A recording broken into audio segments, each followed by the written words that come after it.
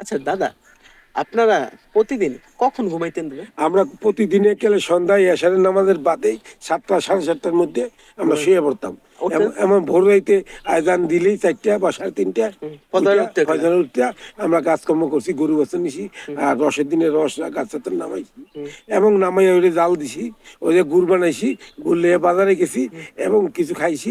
তারপর হাটে মাঠে গেছি গিয়া গরু বাছুর নিয়ে, হ্যাঁ, গরু বাছুর পাশ করছি চাল করছে। এবং গাই এনে দোয়াইছি, দুধ নিয়ে বাজারে গেছি।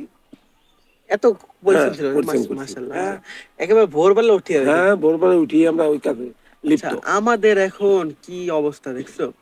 আমরা এখন 12টার আগে ঘুমাইতে পারি না। আর উঠতে উঠতে আমাদের সকাল হয় কখন, আবার দিন 12টায়। আর তারা দেখছো 7টা বাজে ঘুমাই দিত। মানে এশার নামাজটা পড়ার পরেই আলহামদুলিল্লাহ ঘুমিয়ে দিত। আবার কি ফজর উঠতে গেলে উঠতো। মানে কি পরিমাণ হেলদি লাইফ স্টাইল তাদের ছিল, আলহামদুলিল্লাহ, তাই না?